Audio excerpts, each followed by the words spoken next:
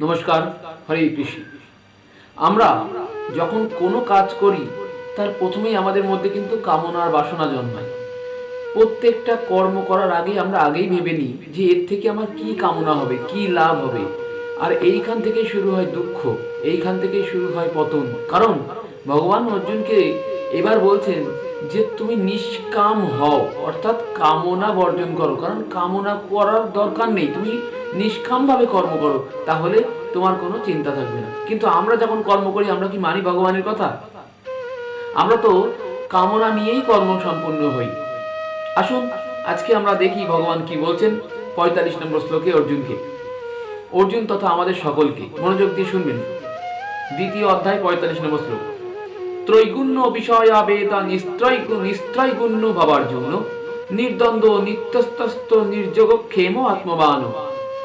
আবার বলছি, ত্রৈগুণ্য বিষয়া বেদা নিস্ত্রৈত্য গুণ ভাবার্জুন নির্দ্বন্দ্ব নিত্যস্তস্ত নির্যোগ ক্ষেম আত্মবান। অর্থাৎ ভগবান বলছেন বেদে তিনটি গুণ, তিনটি কার্যাদির, তিন গুণের কার্যের বর্ণনা করা হয়েছে বেদে। হে অর্জুন, তুমি নিস্ত্রৈগুণ্য হও, তুমি নির্দ্বন্দ্ব হও, কোনো দ্বন্দ্ব রেখো না মনের ভিতরে, তুমি নিত্যস্তস্থ হও, যোগক্ষেম রহিত হও এবং পরমাত্মা পরায়ণ হও।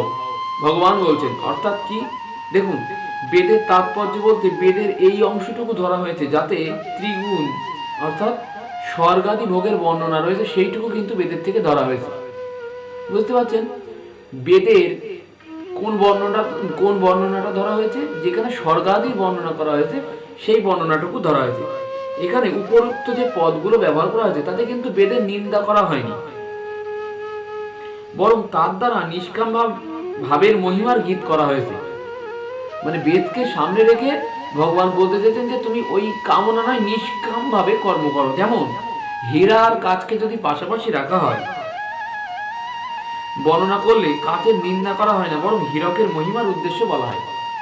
হীরা এবং কাচ দুটো জিনিস পাশাপাশি রাখলে কাচকে আমরা নিন্দা করছি না, কিন্তু দুটোর বর্ণনা করে বোঝাচ্ছি যে হীরা কিন্তু অনেক মূল্যবান। তাই ভগবান বলছেন যে বেদের ওই স্বর্গের প্রসঙ্গটুকু বর্ণনা করে বেদকে খারাপ বলেনি, কিন্তু বোঝাতে চেয়েছেন যে বাকি বিষয়টা, নিষ্কাম কর্মযোগটা কতটা মূল্যবান। তেমনি নিষ্কাম মহিমার জানাবার জন্য বেদের সকামভাবে বর্ণনা করা হয়েছে, নিন্দা করার জন্য নয়। বেদ যে কেবলমাত্র ত্রিগুণের কার্য জগৎ সংসারেরই বর্ণনা করে তা নয়, বেদে কিন্তু পরমাত্মা ও তার প্রাপ্তি সাধনা বর্ণনা করা হয়েছে। এবার দেখুন ভগবান অর্জুনকে বলেছেন নিস্ত্রৈগুণ্য ভবার্জুন, অর্থাৎ হে অর্জুন, তুমি ত্রিগুণের কার্যরূপ জগৎ সংসারের বাসনা ত্যাগ করে অসংসারী হও, অর্থাৎ সংসারের ঊর্ধ্বে ওঠো। ভগবান অর্জুনকে কি বলছে? তুমি অসংসারী হও, মানে সংসার ত্যাগ করো। সংসার ত্যাগ করো মানে সংসার ছেড়ে যাওয়ার কথা ভগবান বলেননি, বলেছেন তুমি কর্ম করো কিন্তু নিষ্কাম ভাবে কর্ম করো, অর্থাৎ সংসারের ঊর্ধ্বে ওঠে কর্ম করো। ভগবান বলছেন নির্দ্বন্দ্ব হতে অর্জুনকে। নির্দ্বন্দ্ব হতে কেন বলেছেন? দেখুন, সংসার থেকে ঊর্ধ্বে উঠতে গেলে রাগ দেশ দ্বন্দ্বরহিত হওয়ার প্রয়োজন। আপনার যদি রাগ থাকে, দ্বন্দ্ব থাকে, তাহলে আপনি সংসারের ঊর্ধ্বে উঠতে পারবেন না। কারণ এগুলো আপনার মেটাতে হবে, রাগ মেটাতে হবে, দ্বন্দ্ব মেটাতে হবে, তাই সংসারের মধ্যেই আটকে থাকবেন। তাই ভগবান বলছেন অর্জুনকে যে সংসারের থেকে ঊর্ধ্বে উঠতে গেলে রাগ দ্বন্দ্ব এগুলো ত্যাগ করা অত্যন্ত প্রয়োজন, কারণ এগুলি মানুষের প্রকৃত শত্রু। এগুলি মানুষকে সংসারে আবদ্ধ করে রাখে। আপনার রাগ হলে তা মেটাতে চাইবেন, সুতরাং সংসারে আপনি কিন্তু আবদ্ধ হয়ে যাবেন। সেজন্য তুমি এই দ্বন্দ্ব থেকে সম্পূর্ণরূপে বিরত থাকো, অর্জুনকে ভগবান বলছেন। ভগবান এই স্থলে অর্জুনকে নির্দ্বন্দ্ব হওয়ার আদেশ দিয়েছেন, অর্থাৎ দ্বন্দ্ব মুক্ত হওয়ার আদেশ দিয়েছেন ভগবান। কেন? কারণ দ্বন্দ্ব থেকেই কিন্তু মানুষ মোহগ্রস্ত হয়। ভালো করে বুঝবেন, দ্বন্দ্ব থেকে মানুষ মোহগ্রস্ত হয়, সংসারে আবদ্ধ হয়। সাধক যখন নির্দ্বন্দ্ব হন তখন তিনি দৃঢ়তার সঙ্গে সাধন ভজনা করতে পারেন। তাহলে যখন দ্বন্দ্ব হবে তখনই কিন্তু আপনি মোহগ্রস্ত হবেন, তখন সংসারে আবদ্ধ হবেন। কিন্তু যারা প্রকৃত সাধক তারা নির্দ্বন্দ্ব হয়ে থাকে বলে প্রকৃত সাধনা করতে পারে। নির্দ্বন্দ্ব হলে সাধক অনায়াসে সংসার বন্ধন থেকে মুক্ত হতে পারে। যখনই আপনার দ্বন্দ্ব থাকবে না, কারোর উপর রাগ নেই, দ্বন্দ্ব নেই, তাহলে আপনি সংসারে আবদ্ধ হবেন কেন? আপনাকে কেউ মারলো, ধরলো, কি করলো, আপনার কিচ্ছু যায় আসে না, আপনি নির্দ্বন্দ্ব হয়ে থাকুন। ভগবান তাই বলছেন অর্জুনকে তুমি নির্দ্বন্দ্ব হও। নির্দ্বন্দ্ব হলে মূঢ়তা দূর করা, নির্দ্বন্দ্ব হলে, সার্থক কর্ম করলে তার দ্বারা আবদ্ধ হন না। নির্দ্বন্দ্ব সাধকেরা যখন কোনো কর্ম করেন তখন কিন্তু তিনি কর্মের বন্ধনে তিনি আবদ্ধ হন না। তাই অর্জুনকে ভগবান বলছেন তুমি নির্দ্বন্দ্ব থেকে কর্ম করো। নির্দ্বন্দ্ব হলেই সাধকের সাধনা দৃঢ় হয়। তাই ভগবান অর্জুনকে নির্দ্বন্দ্ব হওয়ার আদেশ দিয়েছে। এর আর একটা পয়েন্ট আছে, সংসারে কোনো বস্তু ব্যক্তিতে যদি অনুরাগ হয় আপনার, তবে অন্য বস্তু ব্যক্তিতে আপনার রাগ হবে। ধরুন একসাথে তো দিন আর রাত হতে পারে না। সংসারে যদি কারোর প্রতি আপনার ভালোবাসা হয় তাহলে কারোর প্রতি রাগও হবে। তাই রাগ ভালোবাসা যখন হবে তখন আপনি আবার এই চক্রে ফেসে যাবেন, এখান থেকে মুক্ত লাভ হবে না আপনার, আবার 84 লক্ষের চক্কর কাটতে হবে। বোঝা গেল? তাই ভগবান বলছেন যে সাধকরা যখন ভগবান ভালোবাসা জন্মায় সাধকের মনে, তখন সংসারের প্রতি দ্বেষ উৎপন্ন হয় না, বরং সংসার থেকে উপরিত হয়।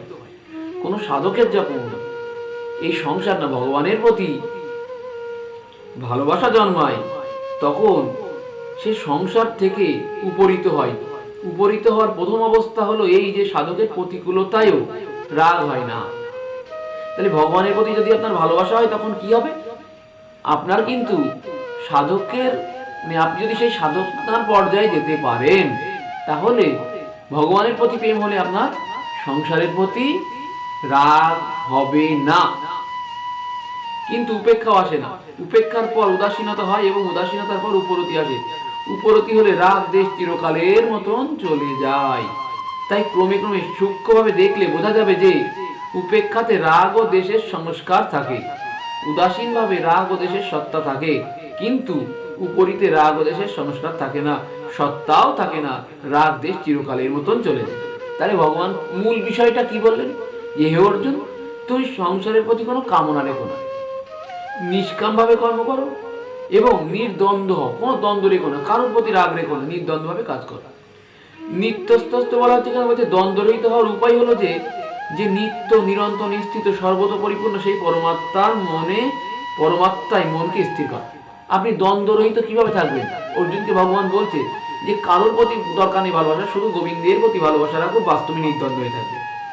এইবার বলছে নির্যোগক্ষেম, তুমি যোগ এবং ক্ষেমের ইচ্ছা রেখো না, কারণ আমার শরণাগত হও, তার যোগক্ষেম আমি নিজেই বহন করি। যে আমার শরণাগত হয় আমি তার যোগক্ষেম বহন করি।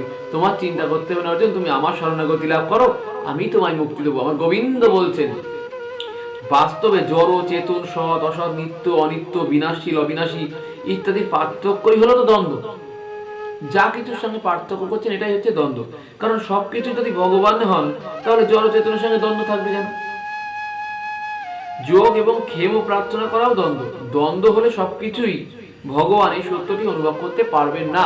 তাই ভক্তরা বারবার করে ভগবান বলছেন যে কোনো কিছুর প্রতি দ্বন্দ্ব রাখার দরকার নেই, রাগ রাখার দরকার নেই কারোর প্রতি।